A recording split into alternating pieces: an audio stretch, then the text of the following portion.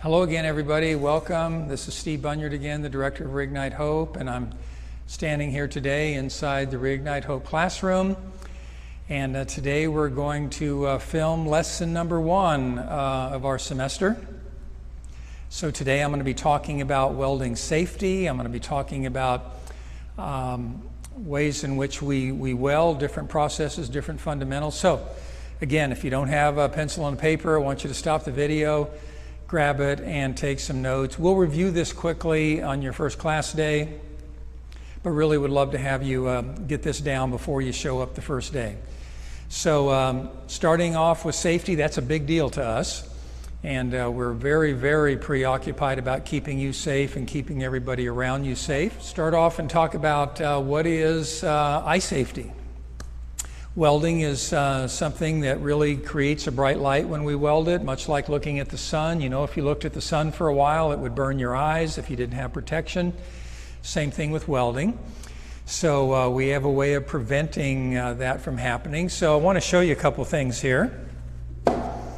All of you, every time you weld, are going to be using a welding hood or a welding helmet.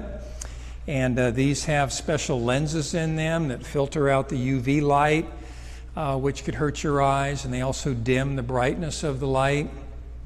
The UV light that's created by the welding arc is the same UV light that burns you from the sun when you go out without suntan lotion on and your skin comes back burned, right? It's the same thing, so we don't want that to happen to our eyes. And so this particular helmet is a relatively inexpensive one. These go for about $25. And they're called a fixed shade helmet. That means that the shade that's in here, the darkness of this lens that's in here is fixed. You can't adjust it. The only way we can change it is to just go inside and take it apart and put a different number in there. The darkness is rated in numbers, and they go all the way down from like a shade number 3 all the way up to maybe like a 14. This actually is a 14 that's in here right now because I was doing some really high amperage welding here a few days ago where the light was really bright, so I put a 14 in here. For most of the welding you're going to do here, we need a shade number 10 in here, okay? And that's the minimum shade I ever want you to use for electric welding. I'll talk more about electric welding in a minute, but that's the minimum shade number is a 10. If the light looks too bright to you, just come and grab one of us and we'll put an 11 in, or we'll put a 12 in. But 99% of the time, the 10 is going to work just great for you, okay? But we can change the lens pretty easily. Now, there are other helmets these days that have been real popular lately and started a couple decades ago, and it's these helmets here that we call an auto darkening helmet. And the lens in here is activated by the light in like, I don't know, 1/100,000th of a second from it seeing the light, it goes dark. And then it protects your eyes, and it's completely adjustable. So with some buttons here on the inside, I can set it at a 9 or a 10 or 11, 12, 13, whatever I want just by pushing the button. I don't have to stop and spend 2 or 3 minutes changing the shade on that. These are a lot more expensive though, but at the same time they offer that advantage of adjustability. They also offer one other really neat advantage, and that's this, that when you pull the helmet down over you and the light hasn't started yet, you can still see through it, and you can move your hands around and move the metal around, get everything where you want it. And then as soon as the arc starts, this goes dark on you, so you can actually have it pulled down and looking through it. Whereas with our fixed shade helmet here, the minute I pull this down, I'm blind. I don't see anything, okay, until the light starts. So you have to kind of leave it up, get everything where you want it, then put the helmet down, then start the arc. So those are the 2 basic kinds of welding helmets, and we'll provide those for you to use while you're here. Also, we want to make sure we're not only protecting your eyes, but we're protecting the eyes of others. And so anytime you get ready to start an arc, there might be people standing around you who aren't aware of that. So we want you to say in a loud voice, "Helmets down. Helmets down." When somebody hears that, they know an arc's about to start, and if they happen to be looking at it, they can turn their back or put their hood down or whatever they're going to do to protect themselves. Another thing to keep in mind, if you're welding out along a street or out in public somewhere, protect the safety of the public, okay? Because If we were to go weld on a public street, we would bring welding curtains with us, so when the arc starts, it doesn't startle somebody driving their car down the street, or passersby on the sidewalk or anything like that. We want to protect them from being startled or from looking at the arc too long and maybe getting their eyes burnt from that. Also keep in mind dogs. Dogs, I don't know why, they like to look at the light. So if you got a dog around, be careful of that. They're just somehow attracted to it, and we don't want the dog to be sitting there staring at the light either. So that basically covers the welding eye safety, although the rest of the time you're in the shop. If you're operating any kind of equipment in the shop, a bandsaw or an angle grinder or anything like that, we want you to have safety glasses on, and so we've got a bunch of those here. So we don't want anything flying and getting in your eye, any grit or dust or anything like that. So make sure you're always wearing a pair of those when you're operating any of the equipment here. I want to talk a little bit now about ear safety. Welding is quiet, so that's not the problem, but some of the machines that you use in the course of metal fabricating can be a little noisy, angle grinders especially. We'll teach you how to use those, but they're a little loud.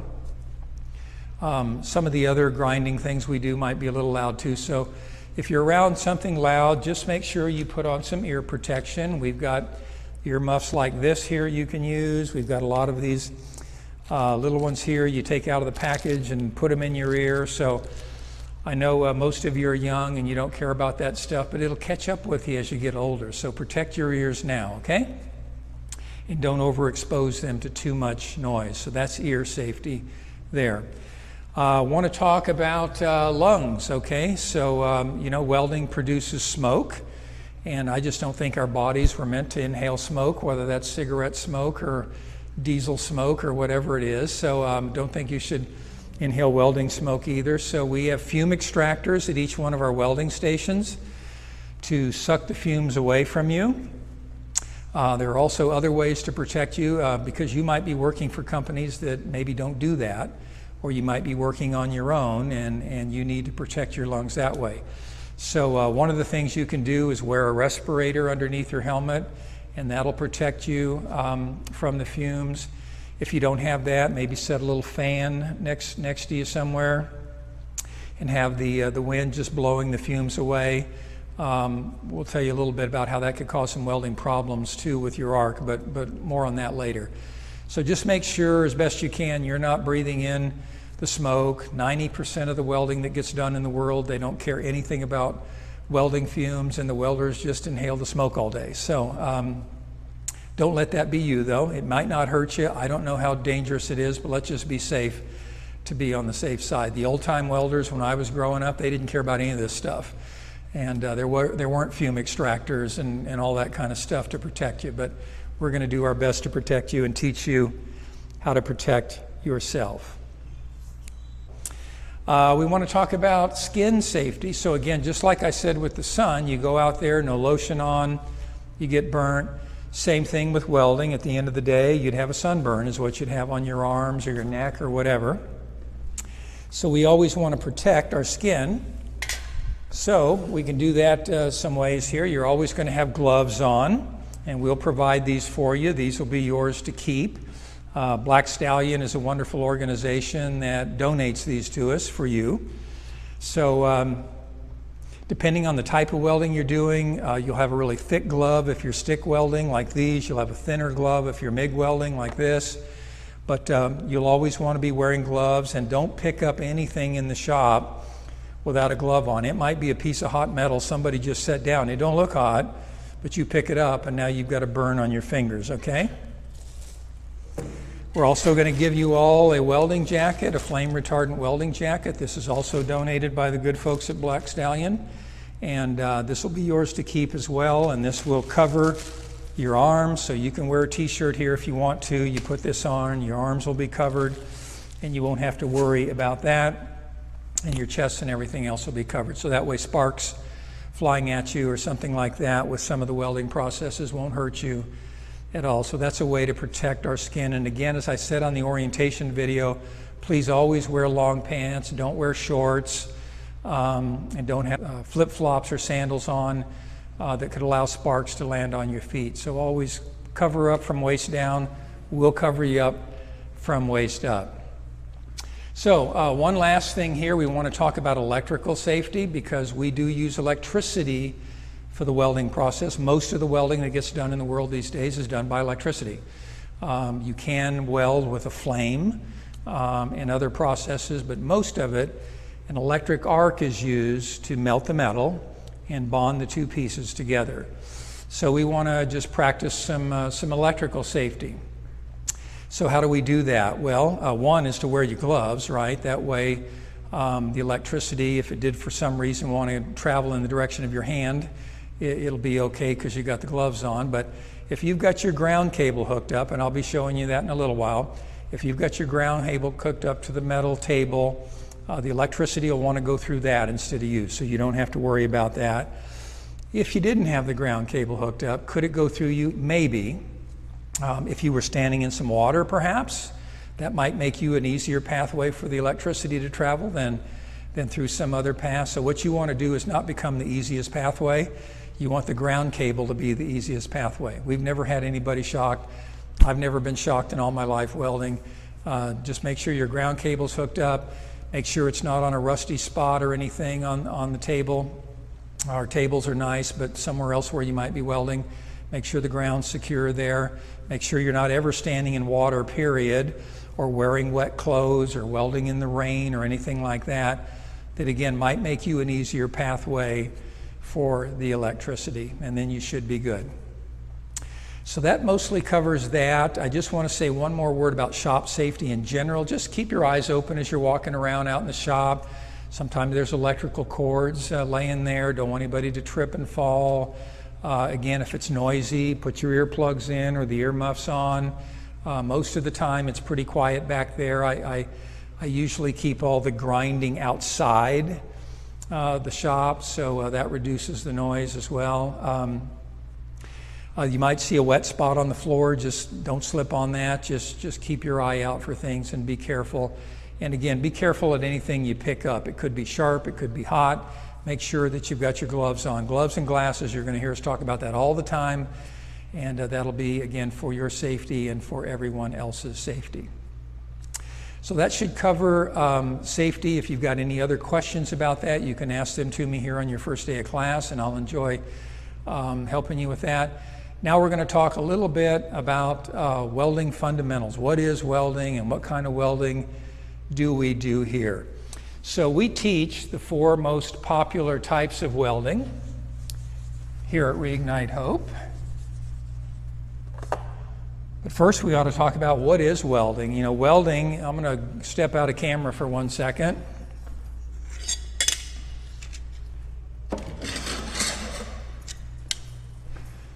Welding is what we do when we create enough heat to make the metal melt, and we actually melt 2 pieces of metal together so they become one. So this used to be 2 pieces of 1/8-inch thick steel. Now it's one because of that weld in the center here. And so we used electricity to go in here and melt that seam, and then we added some additional metal from our welding machine that gets deposited in there, and then the whole thing becomes one. We can weld steel, we can weld aluminum, we can weld stainless steel, titanium, magnesium, copper, all kinds of metals can be welded. Mostly here we're going to focus on steel and aluminum, maybe a little bit with stainless steel, and give you some experience on those metals there, because that's the most popular metals being welded out in the world. And we use 4 different processes here. One process we use is called MIG welding. That's sort of the slang term with it, if you will. It actually stands for metal inert gas, and the technical abbreviation for it is GMAW. So you might be, which means gas metal arc welding. Gas metal arc welding. You might be reading an article or something in a welding magazine, and they might not say MIG, they might say GMAW, or they might say metal inert gas welding, but most people call it MIG welding. And I'm going to show you a machine and how that works here in a minute. Another type that we do is called flux core welding, very similar to MIG, and FCAW is the abbreviation for that, flux core arc welding. And we'll see that in the machine here in the back as well. Also a very popular process. MIG is very popular in manufacturing. Flux core also in manufacturing and in construction work is very popular as well. And then we're also going to teach here, depending on which pathway you're going to travel, and we'll help you figure that out when you get here, something called stick welding, or also known as arc welding. Unfortunately, it's all arc welding that we do, but sometimes arc welding just means stick welding in sort of a non-technical way. And then SMAW is the technical term for that, shielded metal arc welding. Shielded metal arc welding. And stick welding is very, very popular in the construction industry. The unions, the iron workers union, the pipe fitters union, and all of that. Stick welding is super popular, and so we teach that here. And another type of welding that we do that's very popular in aerospace and again in custom fabrication, race cars, hot rods, things like that, is called TIG welding, T-I-G. And that is gas tungsten arc welding. That won't mean anything to you right now, but it will in a couple weeks. Gas tungsten arc welding, and that's a fourth process that we teach here. So all of these are very popular, all of these are very employable, and again, just in 10 weeks, you're going to be certified welders and are ready to go out there and do this. And day one here in the shop, you're going to be welding.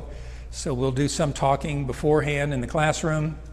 We'll get your gloves and jackets and all that good stuff handed out.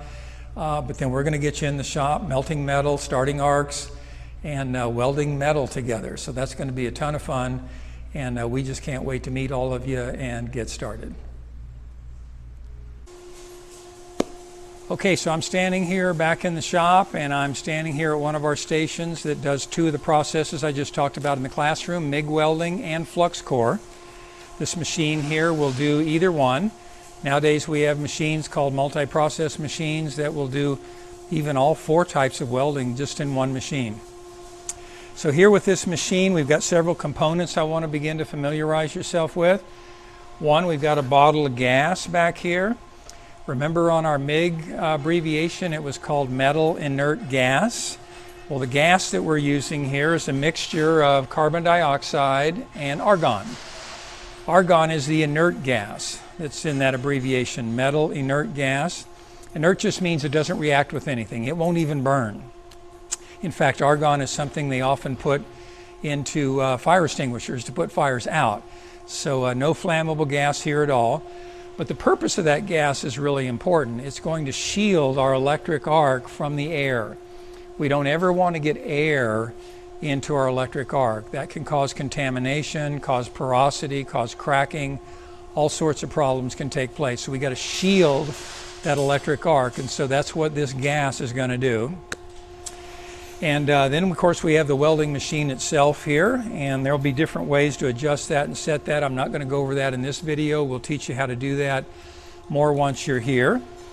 But here's that wonderful ground cable I talked about a few minutes ago. That is where we want the electricity to travel from what you're welding into the table, into this, and back to the machine. Here's your ground cable. So we clamp that right onto our table there. You could even clamp it right onto the piece that you're working on. And then the last component we have is our gun or our torch. And so this is trigger activated here. It's got a wire coming out of it. This wire is a metal electrode. That's where the metal comes from in MIG, metal inert gas. Here's the metal electrode. That's what's actually carrying the electricity into the metal that we're going to be melting and welding. When I pull this trigger, you see the wire starts coming out. Now if I were holding that against the metal, it would also create an electric arc and begin to melt the metal. So our electricity travels from the machine into our gun, through the wire, and into the metal. Now, In this nozzle here surrounding the wire, that's where our gas is coming out of. The gas out of that bottle there is coming through the machine, up through here and out of here. And then again, it's going to create an envelope of that carbon dioxide and argon around our electric arc so none of the air can get in there, and then we'll have a nice solid weld for our two pieces of metal to be combined with. So those are the basic components here. We've got our gas bottle, we've got our ground cable, and we've got our torch here. And we'll teach you about how to set the machine up, as I said, a little bit later. So let's go and look at one of the other welding processes now and talk a little bit about that. Okay, now I'm in one of our welding stations where we do stick welding, also called sometimes arc welding. And the designation member was SMAW, Shielded Metal Arc Welding. So this is one of our machines here. We have a lot of different kinds here, but this is one of them that we use for stick welding. I'm going to quickly go over the components of that. Obviously, this is the machine that's producing the power for us, the electricity. Here's our ground cable again that we had down there with the MIG and the flux core, right? And we always want to make sure this is attached and the table's clean and all of that right there. And then the electricity will flow into the table, into the ground cable, and back to our machine. Okay, you remember down at the MIG and flux core station, we had the gun with a wire coming out of it. Well, here at the stick stations, we've got what we call an electrode holder, sometimes even called a stinger, if you will. And what it does is it holds our electrode. So you'll just clamp it in there. And this is now our electrode. Instead of wire, we have this steel electrode with this coating around it. Now, you remember we said we always have to shield the arc from air, right? Well, we don't have a gas bottle with stick welding like we did with MIG and flux core. So what we have instead is this coating on the outside of it here. And when the electricity is creating the arc and melting the metal, it's also burning away this coating. And that coating forms a little cloud of smoke, if you will, around the arc and protecting it from air getting into it. So that's where the shielded comes from in shielded metal arc welding. We have a metal electrode, that's the M. We have arc welding, again we're using electricity, and then here's the shielding, this coating on the outside of the electrode to protect our arc from air. And so when we start this thing, instead of using a trigger like we did down there with MIG and flux core, we're going to scratch it on the metal a little bit, and then it'll start. The arc will start, and it'll just start burning this rod away. You keep pushing it in. It's applying this metal. All this metal in the electrode is going to end up going into the weld and filling it in and creating the two pieces into one, which is our goal. So again, our components are the machine for power, our ground cable, our electrode holder, or our stinger, and then of course here's our electrode, the shielded metal arc electrode here. Now we're going to go and talk about our fourth process, TIG welding. Okay, so here we are at a TIG welding station. We have several of these in the shop here, 4 of them altogether. And this is the fourth process we're going to talk about, the one that I said is pretty popular with aerospace and hot rods and NASCAR and all that kind of stuff. And so TIG, remember, stood for tungsten inert gas, right? Well, just like with MIG welding and flux core, our inert gas is right over here in the bottle. Only this time, instead of using a mixture of carbon dioxide and CO2, carbon dioxide and argon, we're just using straight argon. So that's our inert gas. Again, doesn't react with anything, won't burn or anything like that. Straight argon gas. That's going to be our shielding again, remember? Every type of welding has to be shielded from the air, right? That arc from the air. So that will be what our shielding is for. Now here again, we've got our wonderful ground cable that we keep talking about right here, and that's just hooked right onto the table there. And then here's our machine, which is going to produce the power. This is our TIG welding machine. We'll teach you how to set this up later. This one actually even has a water cooler with it so that the core of the torch here is being cooled by water while you're welding. So none of this gets warm and you can just keep welding and welding and welding. So the torch here now is where we're going to do our welding. Now you remember with MIG and flux core, our electrode was the wire coming out when we pulled the trigger, right? And the wire would carry the electricity into the weld. With stick welding, we had that stick electrode that would carry the electricity into the weld. Well, now we've got this tungsten electrode, which is the T in TIG, tungsten electrode. And it is this. Here's the tungsten right here that will carry the electricity into our arc and create the weld there. So here I'm going to put this back together real quickly here and explain to you how this all works real quick. So what will happen is when we're ready to start an arc, we don't pull a trigger like we did with MIG and flux core. We don't scratch it like we did with stick welding. We've got a pedal down here on the floor, which you probably can't see, but it's like the gas pedal in the car. And when I push on the pedal, it's going to start the electricity. And then this electrode doesn't get burned up like in the other processes. Remember in MIG and flux core, the wire is getting consumed. It's getting burned up as we do the weld. With stick welding, the electrode's getting shorter and shorter and being burned up. Tungsten doesn't get burned up at all. It just stays that length there. And then what we do is the electricity's coming off of here and melting our metal and creating a little weld puddle there. We're now filling it in with filler rod. Just like this, we'll fill it, move the arc, fill it, move the arc, fill it, move the arc. Here's aluminum. We could use steel or other varieties of filler rods. And so this is how we add the additional metal with TIG welding. Since we're not feeding a wire into it or feeding that stick into it, we're doing it with the filler rod. So this is maybe a little harder to get the hang of in the beginning because you're operating a foot pedal, you're holding this and moving this, you're dipping with this, so you kind of got three things all going on at once, and it takes just a little bit of getting used to making all of that happen there. Now again, our gas, our shielding gas, is going to come right out of this nozzle here. Okay, we've got this ceramic nozzle on here, sometimes called a cup. That gas is flowing up into here, coming out the nozzle and creating that shield around our arc so that the air doesn't get to it. And that's our TIG welding process. With TIG welding, we can weld steel, aluminum, titanium, all kinds of things with it.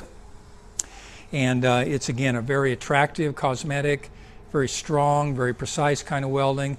But again, slow, really slow. This is the slowest of all four processes. And so that's why they don't use it in manufacturing very much and construction, because they don't want you to spend 10 minutes welding that much of a bead when you could do it in 20 or 30 seconds with some of the other processes, right? So, but when you need slow and you need precise and you need pretty, this is the way to go. So that now covers all four of our processes: MIG, TIG, flux core, and stick. You'll get to see them firsthand when you get here, and you're going to get to try them on your very first day. So again, man, just super excited that you're coming. Can't wait to see you. And the next 10 weeks are going to be really fantastic, and this is going to change your life. And we've seen that happen thousands of times. Going to happen to you too. So see you soon.